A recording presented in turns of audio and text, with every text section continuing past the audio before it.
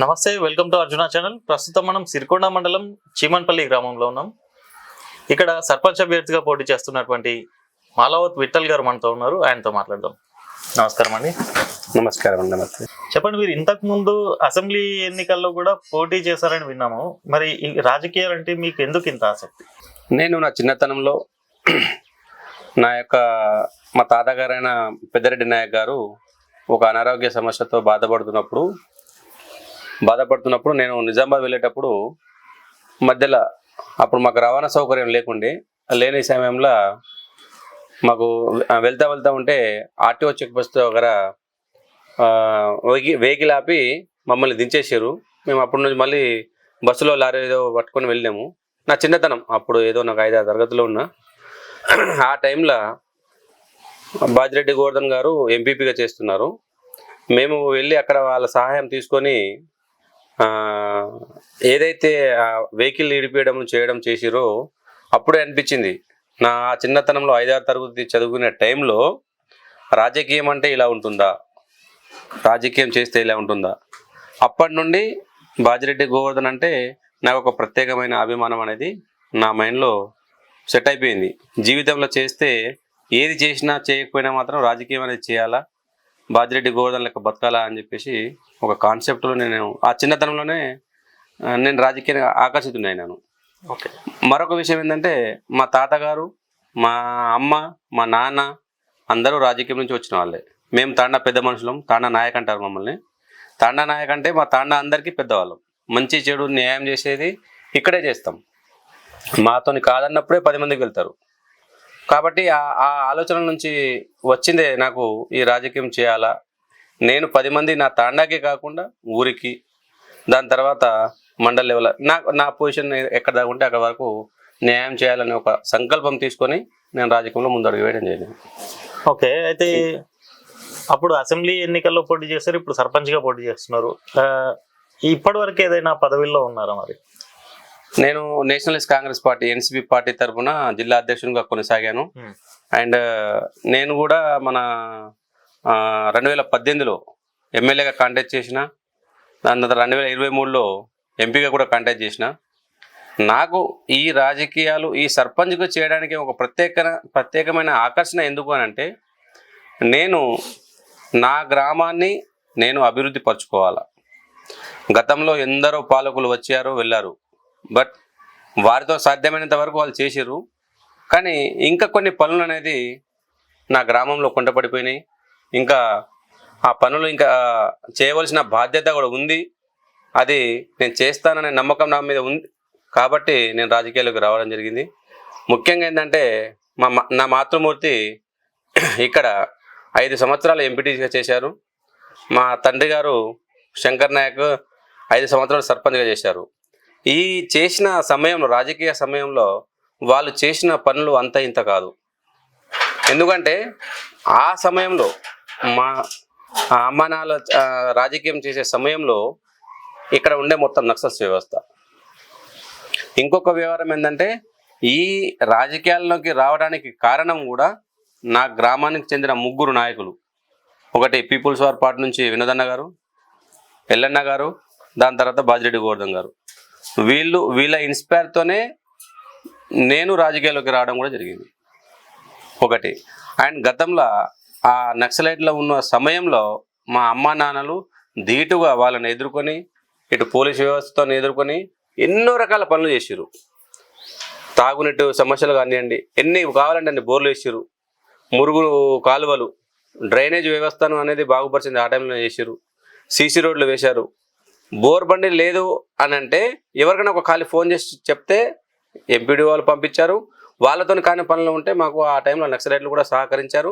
వాళ్ళు బోర్ బండ్లు పంపించడం, బోర్లు వేయడం, తాగునీటి సమస్యను శాశ్వత పరిష్కారం చేసిరు. దాని తర్వాత ఇక్కడ గతంలో కూడా ఒక చెరువు నిర్మించారు. వాళ్ళన్నీ చేసిన పనులు అనేది నాకు రాజకీయం వైపు, నేను గ్రాడ్యుయేషన్ చేశాను, నాకేంటంటే ప్రజలకు సేవ చేయాలని ఒక దృఢమైన సంకల్పంతో రాజకీయం వైపు నెట్టాయి నా పనులన్నీ. వాళ్ళు చేసినవన్నీ వాళ్ళే కాదు కదా, నేను కూడా ఏదైనా చేయాలా, నేను నా పుట్టిన ఊరి కోసం ఏదో చేయాలనే ఒక నాలో నుంచి వచ్చిన ఆలోచనలతోనే నాకు రాజకీయం వైపు నడిపించడం జరిగాయి. నేనేంటంటే అత్యంత సన్నిహితునిగా 2014 నుంచి 2017 వరకు బాజిరెడ్డికి అత్యంత సన్నిహితునిగా ఉండి ప్రతి పనిలో కూడా నా గ్రామానికి ఏమేమి కావాలో నేను ఆ రోజే దిశానిర్దేశం చేసి పంపిన. బాపు మాకు ఇగో ఈ పనులు కావాలని చెప్పేసి ఆ రోజే మేము నిర్ణయించాం. దానిలో భాగంగా జినిగాలలో రింగ్ రోడ్డు నేను అధికారంలో ఉండకపోవచ్చు, సర్పంచులు వేరే వాళ్ళు ఉండొచ్చు, మాకు రిజర్వేషన్ లేదు కాబట్టి మాకు ఆ ఛాన్స్ అనేది లేకుండే. బట్ నేనేంటంటే ఇవన్నీ మా గ్రామంలో ఉన్న సమస్యలు అనేది అంటే నేను ఇంటి మనిషి లెక్క ఉన్నా కాబట్టి ప్రతి ఒక్క సమస్యను క్లుప్తంగా వివరించగలిగిన. బాజిరెడ్డి గోవర్ధన్ గారికి వివరిస్తే ఎప్పుడు కూడా నాకు తన కొడుకు లెక్క చూసుకున్నారు. మంచి చెడు ఏ విషయాలైనా సరే నన్ను చూసుకొని అన్ని రకాల పనులు నాకు ఏది కావాలంటే చేసి పెట్టారు. గ్రామంలో ఉన్న సమస్యలు దాదాపు నాకు అన్ని తెలుసు కాబట్టి ఆ సమస్యల మీద నేను అన్ని వివరంగా చెప్పడం జరిగింది. ఇది మరొక విషయం ఏంటంటే మా నాన్నగారు సర్పంచ్గా ఉన్నప్పుడు అప్పుడు జన్మభూమి ఒకటి స్కీమ్ ఉండే. జన్మభూమి స్కీమ్లో కొత్త తాండా అని ఒకటి ఇక్కడ విలేజ్లో ఉంటుంది. విలేజ్ దాటినాక ఆ వెళ్ళేదారిలో దారి లేకపోతే ఆ టైంలో రవాణా వ్యవస్థ అక్కడ అసలు ఏమీ లేదు, ట్రాక్టర్ లేవు, లారీలు రావు, మాకు అసలు రవాణా వ్యవస్థ లేకుండే. ఆ సమయంలో జన్మభూమి సమయంలో గాడిదలు ఉండే మనకు. ఆ గాడిదల పైన మట్టి తీసుకొచ్చి పోపించి రోడ్లు వేయించిన దాఖలాలు కూడా ఉన్నాయి గ్రామంలో. మా తల్లిదండ్రులు చేసిన సేవ చాలా వరకు ఉన్నాయి. ఇప్పుడు నేను ప్రచారంకు ఎక్కడికి వెళ్ళినా కూడా వాళ్ళ ఆశీర్వాదాలు, వాళ్ళు చేసిన పనులే కనిపిస్తున్నాయని చెప్పి అంటున్నారు జనాలు. వాటిని చూసి ఇంకా ఇన్స్పైర్ అయ్యి నేను నా గ్రామానికి ఇంకేంతో చేయాలా, ఇంకేదైనా పనులు చేయాలా, ఎవరు చేయని పనులు మనం కొన్ని చేసి పెట్టాలా అనే ఒక ఆలోచనతోని నేను సర్పంచ్గా నామినేషన్ వేయడం జరిగింది. నేను ఒకటేనండి, పార్టీలతోని రాలేదు, నాకు జెండాలు లేవు, ఓన్లీ ఎజెండా నా గ్రామాన్ని అభివృద్ధి పరుచుకోవాలని ఒకే ఒక ఎజెండా. నాతోని సాధ్యమైనంత వరకు ఆ పనులు చేసేందుకే నేను ఈ రాజకీయంలో సర్పంచ్గా నామినేషన్ వేయడం జరిగింది. ఓకే, ఇప్పటి వరకు మీరు చెప్పినట్టుగా మీరు చిన్నతనం నుండి రాజకీయాల్లో ఉన్నారు, రాజకీయ అనుభవం ఉంది, రాజకీయ కుటుంబం నుంచి వచ్చారు. ఇవన్నీ చూసి ఈ రాజకీయంలో ఒడిదుడుకులు అనేవి చాలా ఉంటాయి. మిత్రుల కంటే శత్రువులు ఎక్కువ మంది తయారవుతారు. మరి ఇవన్నీ చూసి రాజకీయాలంటే ఎందుకు ఇదంతా నాకు అని అనిపించలేదు ఎప్పుడు? వాస్తవాన్ని చెప్పాలంటే 2018లో నేను ఎమ్మెల్యేగా నామినేషన్ వేసినప్పటి నుండి రిజల్ట్ వచ్చే వరకు నా ప్రాణాన్ని అరచేతిలో పెట్టుకుని బతికినా. నేను క్షణం ఒక్కొక్క నిమిషం ఆ భయం గుప్పిట్లోనే నేను ఉన్నా. ఎందుకంటే అటువంటి పరిస్థితులు నాకు అన్నీ వచ్చినాయి. అన్నీ వచ్చినా కానీ ఏమనిపించిందంటే శత్రువుకి నేనంటే భయపడాలా, నేను శత్రువుకు భయపడకూడదు. ఎప్పుడైనా ఏదో ఒక రోజు ప్రాణం పోవాల్సిందే, మనం దూరం కావాల్సిందే. కానీ ఎలా బతికామనేది కాదు, ఎన్ని రోజులు బతికామనేది కాదు, ఎలా బతికామనేది ముఖ్యం. కాబట్టి ఈ చావులు, భయాలు అవన్నీ అనేది నాకు కొత్త కాదు. నేను ఎవరికి భయపడవలసిన అవసరం కూడా లేదు. నాకున్న ధైర్యం, నేను ఒక్కడనే నాతోని 100 మంది అనుకుని నేను ముందుకు వెళ్తా. అదే ఆ కాన్సెప్ట్తో ఉన్నా కాబట్టి నేను ఈ రోజు రాజకీయాల్లో నేను నిలదొక్కగలుగుతున్నా. అయితే ప్రస్తుతం ఇప్పుడు సర్పంచ్ పదవికి ఉన్న వేతనమే చాలా తక్కువ. అలాంటి సర్పంచ్ పదవి కోసం కొంతమంది లక్షల్లో ఖర్చు పెడుతున్నారు. మీరు కూడా ఒక మేనిఫెస్టో రిలీజ్ చేసినట్టున్నారు. మరి ఏ ధైర్యంతో ఇవన్నీ చేస్తున్నారు? మంచి ప్రశ్న అడిగారు.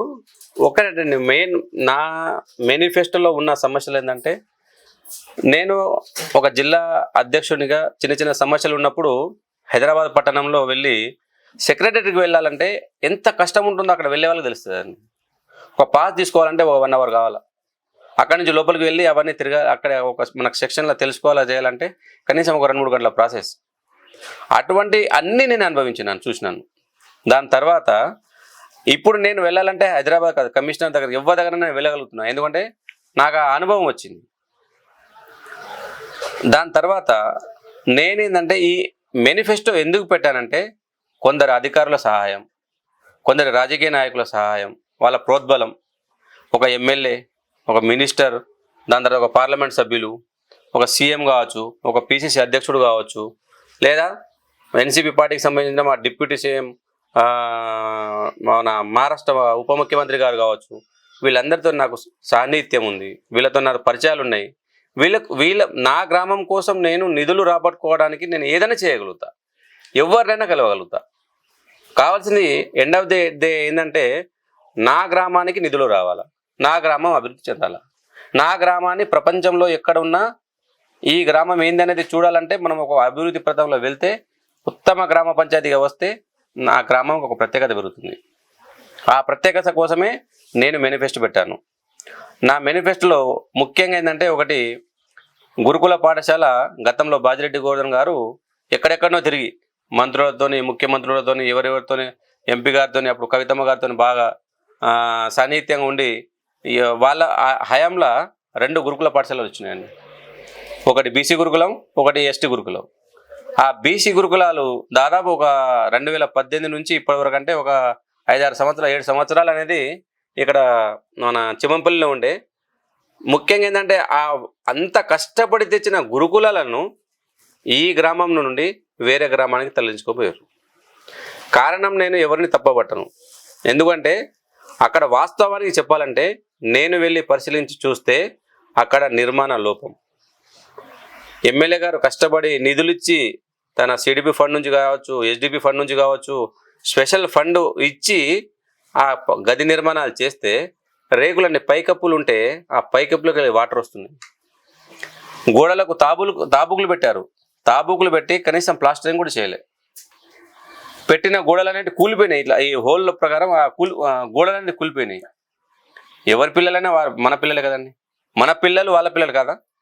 రేపు ఏదైనా జరగరాని ఏదైనా జరిగితే, ఏదైనా గోడలు కూలో లేకపోతే వర్షంలో ఏదైనా అయినప్పుడు పిల్లలకి ఏమైనా అయితే ఎవరు బాధ్యులు? అందుగురించే ఎమ్మెల్యే గారు ముందు చూపుతో ఆలోచించి ఇక్కడ నుంచి తీసుకెళ్ళి దర్పల్లికి మారిపోయింది. దాన్ని కూడా ఇక్కడ స్కూలు నిర్మాణం, గురుకుల పాఠశాల నిర్మాణంకు ప్లేస్ లేదు అనే ఒక కారణంతోనే అక్కడికి షిఫ్ట్ చేసిరు. నేను చెప్తున్నాను, ఈరోజు నేను ఎన్నికల ముందు నేను మీకు హామీ ఇస్తున్నా, ఆ తిరిగి వెళ్ళిన పాఠశాలను నా గ్రామానికి రప్పిస్తా ఖచ్చితంగా. దానికి కావాల్సిన భూమిని నేను ఏర్పాటు చేస్తా. ఇది ప్రధానమైన సమస్య. దీని గురించి మీకు ఏదైనా సందేహాలు ఉంటే ఎలా చేయాలనో ఏం చేయాలనో నా గ్రామస్తుల సహకారం తీసుకొని, వాళ్ళ నాయకుల అందరి సహకారం తీసుకొని నేను ఖచ్చితంగా ఆ పాఠశాలను తిరిగి అనేది నేను రప్పిస్తా. ఒకటి. రెండో మేనిఫెస్టో ముఖ్యంగా ఏముందంటే విద్యుత్ సమస్య అండి. అంటే ఇక్కడి నుంచి జినిగాల అనేది ఒక తాండా విలేజ్ గ్రామం ఉంటుంది. అది కూడా మాకు చిమంపల్లిలో ఉంది. ఇక్కడ నుంచి జినిగాల వరకు ఏదైతే ఉందో వీధి దీపాలు లేవండి. అక్కడి నుంచి ఇక్కడగా వీధి దీపాలు లేవు. ఆ వీధి దీపాలను స్వయంగా పోల్స్, లైట్స్ ఇక్కడ నుంచి నేను ఏర్పాటు చేస్తా. దాదాపు 100-150 పోల్స్ అవసరం ఉంటాయి. ఆ పోల్స్ అనేది నేను స్వయంగా ఏర్పాటు చేసి ఆ పోల్స్ విద్యుత్ మొత్తం ఏదైనా వీలైతే సోలార్తోని లేదా కరెంట్తోని క్రమబద్ధీకరించేటట్టు అది ముఖ్యంగా నేను ఇచ్చే హామీ అదొకటండి. మూడో విషయం ఏంటంటే ఎస్టీ గురుకుల పాఠశాల కూడా ఇక్కడికి వచ్చిన దాని తర్వాత నిర్మాణం అయిపోయి దాదాపు 6 నెలలు గడుస్తుంది. కనీసం ఒక్క నాయకుడైనా దాన్ని పట్టించుకునేటోళ్ళు లేరు, దాన్ని అడిగేవాళ్ళు లేరు, అసలు ఏం జరుగుతుంది కూడా తెలియదు ఎవరికి. నేను ప్రత్యేక శ్రద్ధ తీసుకొని ఆర్సీఓ గారితో, ప్రిన్సిపాల్ గారితో, వాళ్ళ సెక్రటరీ, కమిషనర్ గారితో మాట్లాడి ఇక్కడ మీకు కావాల్సిన సమస్యలు ఏదైనా ఉంటే, మీకు ఏర్పడే సమస్యలు ఏదైనా ఉంటే దాన్ని నేను పరిష్కరిస్తా అని చెప్పడంతో వాళ్ళందరూ వచ్చి మొన్న లాస్ట్ టైం వచ్చి కూర్చుని మాట్లాడితే ఇక్కడ కొన్ని వాటర్ సమస్యలు, ఎలా వెళ్ళాలా, అవుట్ గోయింగ్, అవన్నీ కొన్ని చిన్న ప్రాబ్లమ్స్ ఉండే. వాటిని అందరి రైతులతో కూర్చునిబెట్టి మాట్లాడి సమస్య పరిష్కారం చేస్తే ఇప్పుడు అతి త్వరలో ఆ గురుకుల పాఠశాల అనేది చిమ్మన్పల్లికి వస్తుంది. మరో ముఖ్య విషయం ఏంటంటే ఆ పాఠశాల నిర్మాణం దగ్గర భూములు అయితే ఎవరైనా కోల్పోయారో వాళ్లకు ఆఫీసర్ గారు ఏం చెప్పారంటే ఎవరికైనా కావాలంటే చిన్న ఏదైనా ఉద్యోగం సహాయం చేసేటందుకు కూడా నేను వాళ్ళ దగ్గర నుంచి మాట తీసుకోవడం జరిగింది. అది కూడా రైతుల సమక్షంలోనే వాళ్ళతో మాట్లాడడం జరిగింది. వాళ్ళందరూ అంగీకారంతోనే ఈరోజు ఆ పాఠశాల నిర్మాణంకు అంటే ఇక్కడ తల్లి రావడానికి ఈరోజు సిద్ధంగా ఉంది. ఒకటి ముఖ్యంగా ఏంటంటే అసలు సర్పంచ్ అనే పదవి మనం ఎందుకు చేస్తున్నాము ఏంది అనే ఆలోచన చేస్తే జీతం అనేది పక్కన పెట్టండి. నేను జీతం కోసం రాజకీయం చేయట్లే, నేను సమాజ సేవ కోసం చేస్తున్నా. నా తల్లిదండ్రులు చేసారు, నేను చేయాలా, నేను ఖచ్చితంగా చేయాలని కాదు. మన దగ్గర తెలివి ఉన్నప్పుడు ఊర్లో 100 మంది ఉంటారు, అందరికీ ఒకే ఆలోచన ఉండదు, ఒక్కొక్కరికి ఒక్కొక్క ఆలోచన. కొందరు జాబులు చేస్తారు, కొందరు బిజినెస్ పెడతారు, కొందరు రాజకీయం చేస్తారు. ఆ కోవల నుంచి నేను రాజకీయం చేయడానికి వచ్చిన. ఈ రాజకీయం ఎందుకంటే నా ఊరిని బాగుపరుచుకోవడానికి అనే ఒకే ఒక కారణంతో అందరు అంటున్నారు నిధులు లేవు, గవర్నమెంట్ ఏది రాదు అని. అసలు మీరు అడిగితే కదండి, మీరు వెళ్ళి ఒక ఎమ్మెల్యే గారినో లేకపోతే ఒక ఆఫీసర్నో, సార్ నాకు ఈ పని కావాలని మీరు అడిగితే కదా మీకు ఇచ్చేది. నేను సర్పంచ్ అని కింద పేరు పెట్టుకోవడానికి మాత్రం దయచేసి రాజకీయాలు చేయకండి. నేనైతే ఎవరినైనా సరే ఏదైతే పనులు కావాలని అనుకుంటున్నానో అది ఖచ్చితంగా ఆ పనులు చేయించేదాకా నేను శ్రమిస్తూనే ఉంటా, వాళ్ళు వెంబడి పడుతూనే ఉంటా. నాకు ఏ ప్రభుత్వాలతో సంబంధం లేదు. నాకు కావాల్సింది నా ఎజెండాలో ఏదైతే నేను పొందుపరిచానో ఆ పనులు చేసే వరకు ప్రతి ఒక్కరు నిలదీస్తూనే ఉంటా. వాళ్ళను అవసరమంటే ఆఫీసర్ని రిక్వెస్ట్ చేస్తా, అవసరమైతే వేరే వాళ్ళతో ఏదైనా ఫోన్లు చేయించానా, ఎమ్మెల్యే సహకారం, మినిస్టర్ల సహకారం, ఎవరితోనైనా సరే నేను పనులు చేయించుకుంటానని నాకు ఒక ధైర్యం ఉంది. అయితే మీరు ఇందాక అన్నట్టుగా నిధుల గురించి మాట్లాడారు కదా, ఇక గత ప్రభుత్వంలో నిధులు రాలేవని చాలా మంది బాధపడ్డారు, అప్పుల పాలయ్యమన్నారు. మరి మీరు ఏ ధైర్యంతో మేనిఫెస్టో రిలీజ్ చేశారు, ఎలా వాటన్నిటిని నెరవేరుస్తా అనుకుంటున్నారు? వాస్తవం అండి. నేను ఏ విధంగానంటే ఒకటే, నా మీద నాకు ఒక ధైర్యం. నేను కొందరు ఆఫీసర్ల దగ్గర నేను మాట తీసుకున్నా ముందే, సార్ నేను ఈ పని చేయాలనుకుంటున్నా, మీరు ఎంతో కొంత నాకు సహాయం చేయగలుగుతారా, మీతోని ఏమన్నా నేను కమిట్మెంట్ ఇవ్వడానికి కానీ ఏదైనా మేనిఫెస్టోలో నాకు ఇవి పెట్టడానికి ఏదైనా నాకు ఆప్షన్ ఉందా, ఏదైనా స్కీమ్స్ ఉన్నాయా అని అన్నప్పుడు కొన్ని వాళ్ళు సలహాలు సూచనలు ఇచ్చారు. ఆ సలహాల సూచనల ప్రకారమే నేను ఈరోజు ఈ మేనిఫెస్టోను తయారు చేయడం జరిగింది. ఓకే. ఇంకో విషయం సార్, మన దగ్గర మాది అటవీ ప్రాంతంలో అటవీ భూములు అనేటివి ఎక్కువ. ఆ అటవీ భూములకు గత ప్రభుత్వం బీఆర్ఎస్ ప్రభుత్వం అనేది పట్టాలు ఇచ్చింది కానీ పూర్తి ఆ భూమిపైన హక్కులు ఉన్నాయి వాళ్ళకు. బట్ ఏదైనా బ్యాంకులో వెళ్తే లోన్స్ కావాలంటే ఏ బ్యాంకర్స్ కూడా ముందుకు రావడం లేదు. వాస్తవానికి ఏంటంటే కొన్ని రూల్స్ తెలిసి తెలియక వాళ్ళు ఇవ్వలేకపోయారు. బట్ నేను చెప్తున్నాను, పట్టా తీసుకున్న ROFR ఫారెస్ట్ పట్టా తీసుకున్న పట్టా వచ్చిన ప్రతి రైతుకు కూడా నేను క్రాప్ లోన్ ఇప్పిస్తానని మీకు ఈ వేదిక మీద నుంచి హామీ ఇస్తున్నాను. ఎందుకంటే దానికి కూడా కొన్ని రూల్స్ ఉంటాయండి. ఆ రూల్స్, ఆ ప్రాసెస్ ఏందనేది నాకు తెలుసు. ఎందుకంటే నేను కూడా ఒకప్పుడు జాబ్ చేశాను. లాస్ట్ 2 years బ్యాక్ కూడా నేను SBI నుంచి జాబ్ చేసి నేను బయటకు వచ్చినా కాబట్టి ఆ రూల్స్ అండ్ రెగ్యులేషన్స్ అనేది నాకు తెలుసు. దాని ప్రకారం నేను ఖచ్చితంగా పోడు భూములు ఎవరైతే పట్ట పొందిరో ఆ రైతులకు నేను క్రాప్ లోన్స్ ఇప్పించడానికి నేను సిద్ధంగా ఉన్నా. ప్రతి రైతుకు కూడా నేను క్రాప్ లోన్ ఇప్పిస్తా. ఇది కూడా మీకు ముఖ్యమైన హామీ ఇస్తున్నా. ఓకే, మీరు ఇప్పటివరకు ఈ గ్రామంలో ఉన్నటువంటి చాలా సమస్యల గురించి చెప్పారు. మరి గత పాలకులు పరిష్కరించలేకపోయిన వీటన్నిటిని మీరు ఎలా పరిష్కరిస్తారు? మరి వాస్తవం అండి, ఇప్పుడు ఏంటంటే గత పాలకుల గురించి నేను మాట్లాడానండి. ఎవరు ఏం చేశారో, ఎవరు ఎట్లా చేశారు అనేది వాళ్ళ యొక్క అభిప్రాయాలు, వాళ్ళ యొక్క మనస్తత్వాలు వాళ్ళకి వదిలేస్తాను. బట్ ఒకటేంటంటే అభివృద్ధికి మారు పేరుగా ఉండాలంటే మన ఊరు మనకు ఒక చదువుకున్న యువకుని పెట్టుకోవాలా. ఈరోజు రాజకీయంలో మా గ్రామంలో వచ్చేసరికి గతంలో చేసిన నాయకులందరూ కలిసి ఒక నలుగురు, ముఖ్య కారకులు ఒక 4-5 కలిసి ఎవరినో పాపం ఒకరు ప్రతిపాదించి ఒక చదువురాని వ్యక్తి, అంటే నేను ఆ వ్యక్తిని తక్కువ పరచగానో లేదా అని కాదు, ఈ సమాజం ఈ రోజుల్లో చదువు అనేది చాలా ముఖ్యం. అది లేకుండా మనం ఇక్కడి నుంచి మండల ఆఫీసులలో కూడా పనులు చేసుకోలేం. వాస్తవానికి చెప్పాలంటే మండల ఆఫీసులో కూడా ఏదైనా పనులు కావాలంటే ఒక అధికారితో మాట్లాడాలన్నా చేయాలన్నా చేయలేము మనం. నేను ఒక గ్రాడ్యుయేషన్ చేసి నేను ఒక ఉద్యోగం, ఒక బ్యాంక్ మేనేజర్ పొజిషన్లో ఒక ఉద్యోగం చేసి రాజీనామా చేసి 2023లో బయటకు వచ్చి కేవలం ఒకటి మా అమ్మగారి కోరిక మేరకు మాత్రమే నేను నీ పుట్టిన ఊరు కోసం నువ్వు ఏదైనా చేయాలి అని ఏదైతే తపన ఉండేనో, మా అమ్మగారికి ఆరోగ్యం బాగలేకపోతే 4 సంవత్సరాలు హాస్పిటల్లో తిప్పినవాడిని. ప్రతి క్షణం నా ఊరే అంటుండే, ప్రతి క్షణం నా ఊరు. ఫోన్ చేసి మా అమ్మకు కావాల్సిన వాళ్ళు ఎవరైతే ఉంటారో వాళ్ళందరితో ఫోన్లలో మాట్లాడుతుండే, హాస్పిటల్లో ఉండి కూడా ఫోన్లు చేసి మాట్లాడుతుండే. అంటే అంతటి అభిమానం మా అమ్మకు. మా అమ్మగారు చెప్తుండే ఎప్పుడు, అరే నీకు వీలైతే తోచినంత సహాయం చేయి, ఉన్న ఊరు కన్న తల్లి, నా తల్లికి నేనైతే ఏ విధంగా సేవ చేస్తున్నానో అదే విధంగా ఉన్న ఊరు కూడా నీతో అయ్యేంత సహాయం చేయి. ఎవరి దగ్గర ఏం ఆశించవలసిన అవసరం మనకు లేదు. నీవు మంచి పనులు చేయి, నీ దేవుడు ఇస్తూనే ఉంటాడు. అది చెప్పింది నా మాతృమూర్తి చెప్పిన మాట ప్రకారమే నేను ఒకటే అంటున్నా, నా ఊరి కోసం నేను సేవ చేయడానికి మాత్రమే వచ్చిన, నేను రాజకీయం చేయడానికి రాలే. నా రాజకీయంలో బతుకులు మార్చడానికి వచ్చిన నేను ఇక్కడ. 4-5 కలిసి రాజకీయం చేసి ఊరును ఏదో చేస్తారచ్చు, నాకు సంబంధం లేదు. ఆ 4-5 నాకు అవసరం కూడా లేదు. నాకు నాతో నడిచే ప్రజలే నాకు ముఖ్యం. నేను ప్రజలకు జవాబుదారిని, నాయకులకు కాదు. నాకు ఎటువంటి నాయకులు లేరు, ఎటువంటి పార్టీ లేదు. నేను ముందే చెప్తున్నాను, ఎటువంటి పార్టీ లేదు, ఎటువంటి జెండా లేదు, నాకు ఎవరితో సంబంధం లేదు. నేనే ఒక ఎజెండా తీసుకుని వచ్చిన, ఆ ఎజెండా ప్రకారం నేను పనిచేసి పెడతా. దయచేసి మీరందరూ నన్ను భారీ మెజారిటీతో గెలిపిస్తే మీకు అంతకన్నా రెట్టింపు ఉత్సాహంతో నేను పనిచేస్తా. అయితే మీ గ్రామంలో చాలా మంది నామినేషన్ వేసినట్టున్నారు, వారి పోటీని ఎలా తట్టుకుంటారు మరి?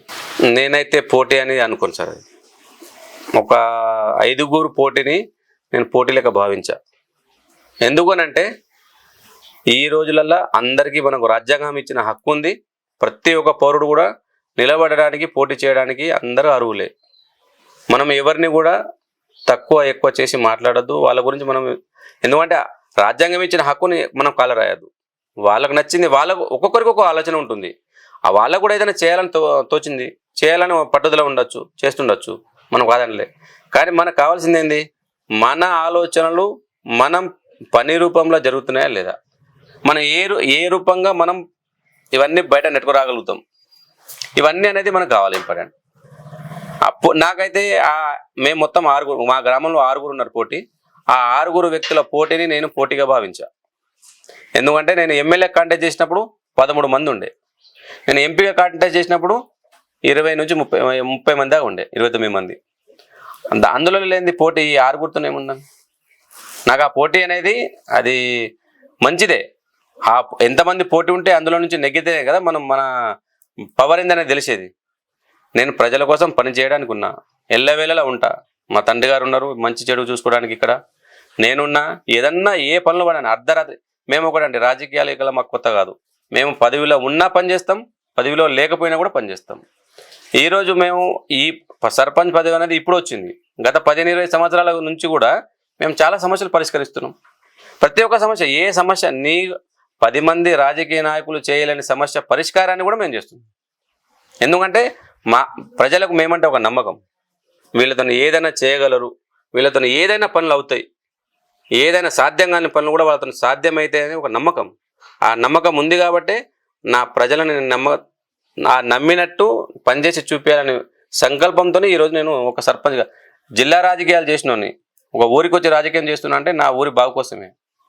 అలాగే మరో ముఖ్య విషయం ఏంటంటే, మా నాన్నగారు సర్పంచ్గా ఉన్న సమయంలో చాలామంది పేదవాళ్లకు దున్నడానికి భూమి లేదు, ఉండడానికి ఇల్లు లేదు. ఆ సమయంలో కూడా చాలామంది పేదవాళ్ళను గుర్తించి దాదాపు 50-60 మందికి పక్క పట్టాలు ఇచ్చారు. అంటే వైఎస్ రాజశేఖర రెడ్డి గారు గవర్నమెంట్ ఉన్నప్పుడు అప్పుడు వచ్చి పేదవాళ్ళందరికీ దున్నేవాడికే భూమి అన్నట్టు పేదవాళ్ళందరికీ భూమి ఇవ్వాలనే ఉద్దేశంతో ఎవరైతే పేదవాళ్ళు ఉన్నారో వాళ్ళ ప్రతి ఒక్కరికి ఇంటింటికి సర్వే చేయించి ప్రతి ఒక్క కుటుంబానికి మా నాన్నగారు పట్టాలు ఇప్పించారు. అలాగే కనీసం గూడు లేని పరిస్థితి ఉన్న సమయంలో చాలా పేద రైతులు, పేద కుటుంబాలు గ్రామంలో ఉండే. ఆ సమయంలో చాలామందికి, గ్రామస్తులకు చాలామందికి ఇళ్ళ పట్టాలు ఇవ్వడం, కొత్త ఇల్లు మంజూరు చేయించడం, దాదాపు నాకు నియర్లీ ఫిగర్ తెలియదు కానీ 100-150 మంది దాకా కొత్త ఇల్లు కట్టుకోవడానికి వాళ్ళకి అందరికీ శాంక్షన్ ఇప్పించారు. వాళ్ళకు పక్కా ఇళ్ళ నిర్మాణం జరిగింది, పట్టాలు ఇప్పించారు.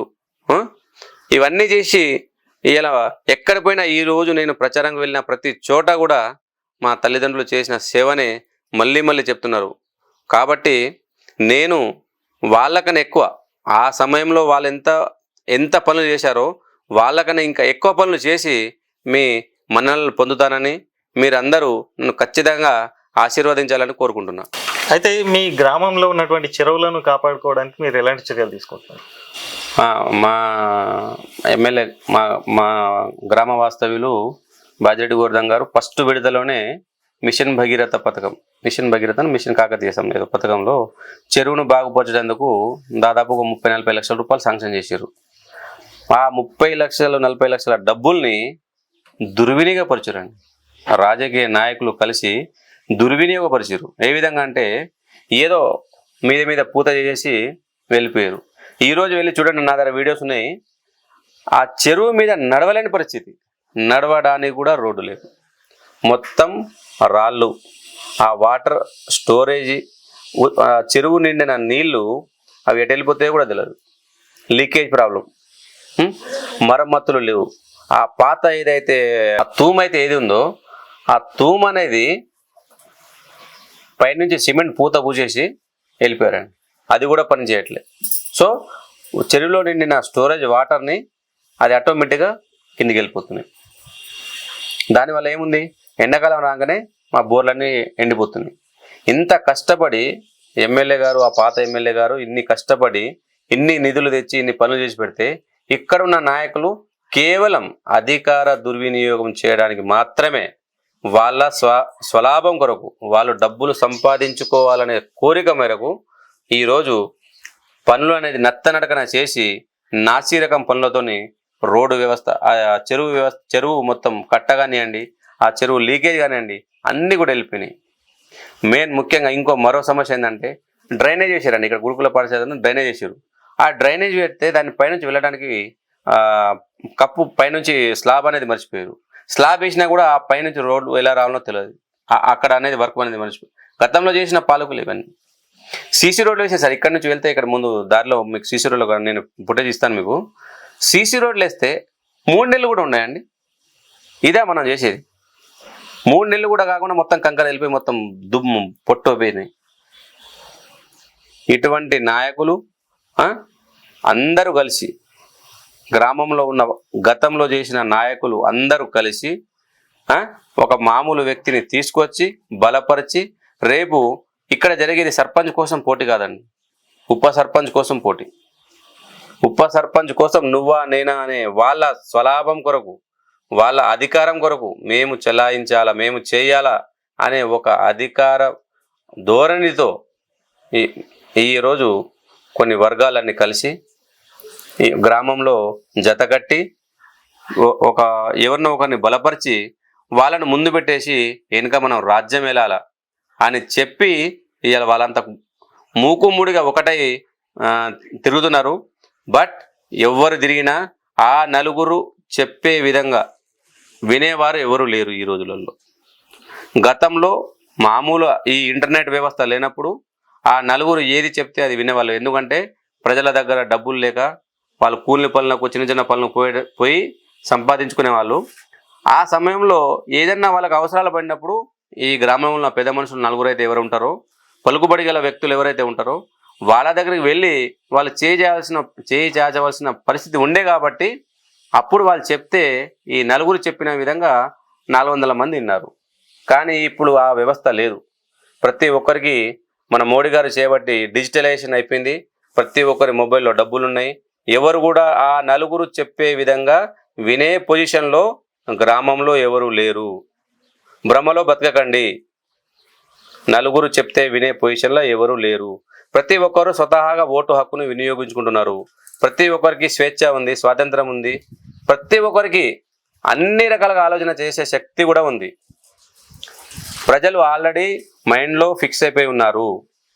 ఎవరికి ఓటు వేయాలా, ఎవరికి వేస్తే మా పనులు అయితే, ఎవరికి ఫోన్ చేస్తే అర్ధరాత్రి అయినా మా పనులు, నేను హాస్పిటల్కి వెళ్ళినా ఏ హాస్పిటల్తో మాట్లాడాలన్నా ఎవరితోనైతాయి, దాని తర్వాత ఏదైనా పోలీస్ స్టేషన్లో కేసులున్నా ఎవరితోనైతాయి, మండలాఫీస్లో పనులు అయినా ఎవరితోనైతాయి, ఒకవేళ జిల్లా కేంద్రంలో ఎవరితో పనులు అవుతాయి అనేది ఆల్రెడీ ప్రజలు నిర్ణయించుకున్నారు. వాళ్ళ మైండ్లో ఫిక్స్ అయి ఉంది. ఈ ఫలానా వ్యక్తితోనే పనులు అవుతాయి, ఈ వ్యక్తి ఏదైనా చేయగలడు, ఎక్కడైనా తిరగగలడు అని మనుషులు, మన గ్రామ ప్రజలు, ఓటర్లు అందరూ కూడా ఫిక్స్ అయి ఉన్నారు. వాళ్ళ మైండ్లో ఆలోచనలు అనేది మీరు ఎన్ని ప్రలోభాలు పెట్టినా వాళ్ళు మార్చుకునే ధోరణిలో లేరు. దయచేసి ఇది గమనించగలరు. చివరిగా మీ గ్రామ ప్రజలకి ఏం చెప్పాలనుకుంటున్నారు? నా గ్రామ ప్రజలకు ఎల్లవేళలా అంటే 24/7 ప్రతి ఇంటికి నా మొబైల్ నెంబర్ పెడతా. ఇంటి నెంబర్ ఎట్లా ఉంటుందో నా మొబైల్ నెంబర్ రాస్తా. మీరు నా దగ్గరికి ఎవరితోనో రావాల్సిన అవసరం లేదు. నేను మీలో ఒక వ్యక్తినే, మీ కుటుంబంలో ఒక సభ్యునే. ఎప్పుడు మీకు ఏ అవసరం ఉన్నా కుటుంబ సభ్యులకు ఎలా చెప్పుకుంటామో అలా నాతో చెప్పుకొని, మనం మీకు ఏదైనా సమస్య ఉన్నప్పుడు ఎల్లవేళలా నేను మీతో ఉంటా. అలాగే మీ సమస్యలను నేను పరిష్కరిస్తా. నాకు ఒకటేంటంటే చివరిగా నేను చెప్పేది అంటే, నా తల్లి దూరమైంది నా చిన్నతనంలోనే. తల్లి దూరమైంది కాబట్టి నా ఊర్లో అందరినీ ఆ ప్రేమ, అభిమానం, ఆప్యాయత అనేది ఆ తల్లి రూపంలో ఇక్కడ అందరి వాళ్ళ దగ్గర చూసుకుంటున్నా. దయచేసి నన్ను ఊరిని దూరం చేయకండి.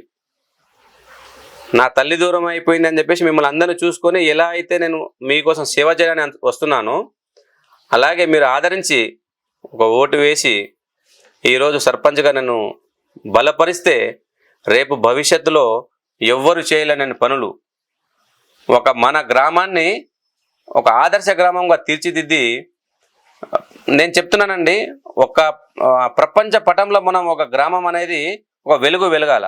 ఆ విధంగా చేసి చూపిస్తానని చెప్పేసి నేను ఈ వేదిక ముఖంగా మేము మీకు హామీ ఇస్తున్నాను. దయచేసి టీవీ రిమోట్ గుర్తు 6వ నంబర్ సీరియల్ నంబర్ 6లో మీ అమూల్యమైన ఓటు వేసి నన్ను గెలిపించగలరని నా ప్రజలకు నేను వేడుకుంటున్నాను.